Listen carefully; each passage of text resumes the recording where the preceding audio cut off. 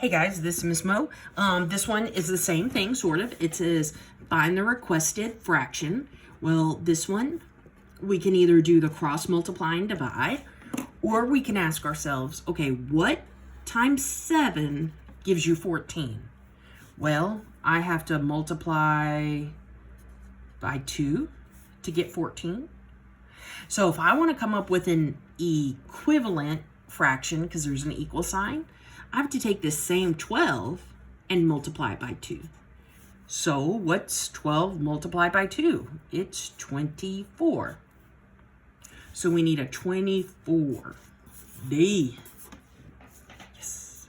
Okay, let's look at 26. It says what fraction is equal to negative 1 over 12? Okay, well, up above here, you remember how we multiply by the same number? That's how we know if it's an equivalent fraction. We're going to do the same thing here. If part A is an equivalent fraction, that means we should be, this is part A.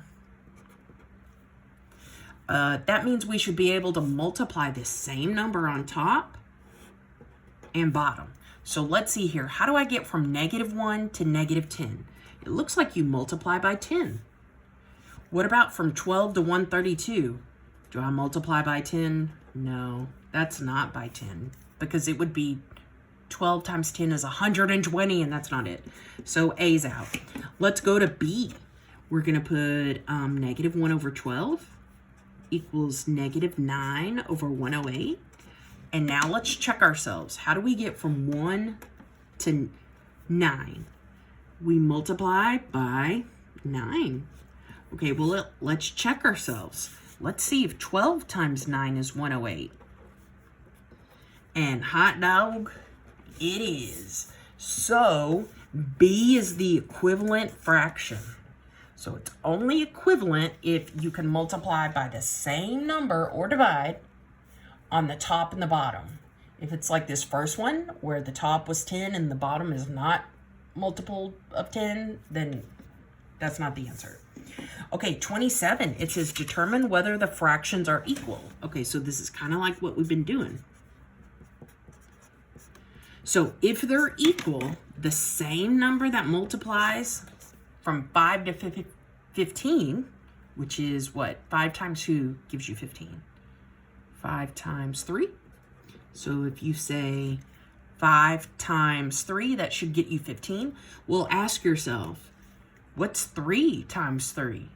Is it 13? And the answer is no. So since we didn't multiply this top number by the same number as the bottom, it's no. Again. This one says write the fraction in simplest form. That just means reduce if you can. So you could do this 2 different ways. We could go ahead and divide by 2 if you wanted to. And you'd see that negative 4 divided by 2 is negative 2. All over 8 divided by 2 is 4.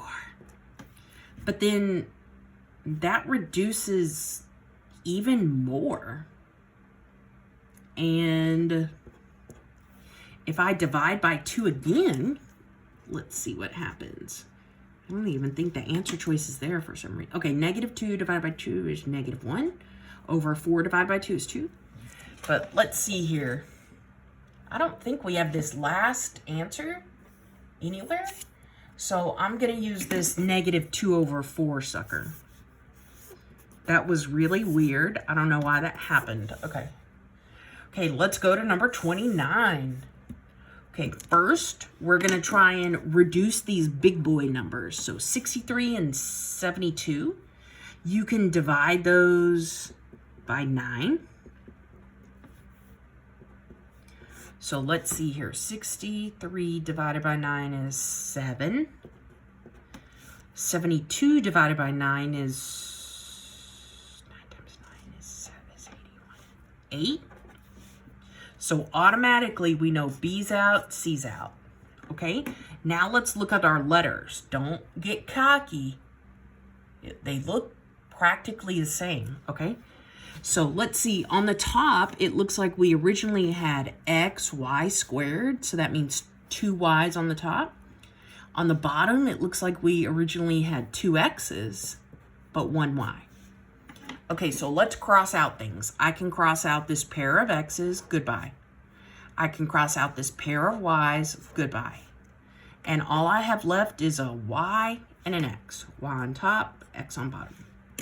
Hey. Okay, number 30. It says, for lunch, Jamie bought a 7-inch submarine sandwich. What fraction of a foot was Jamie's sandwich? Okay, so it says what fraction of a foot, and then it says 1 foot is 12 inches. So ours was 7 inches long, and it says of a foot. So that means you're going to put the 12 in the denominator. So if they say what fraction of a minute, you would put something over 60. Or if it said what fraction of a week, you would put something over 7. Or if it said what fraction of the days of the year, you would put something over 365. Okay, so anyway, since it said of a foot, whatever a foot is worth is going to go in the bottom, 12. Hey, D. Huzzah!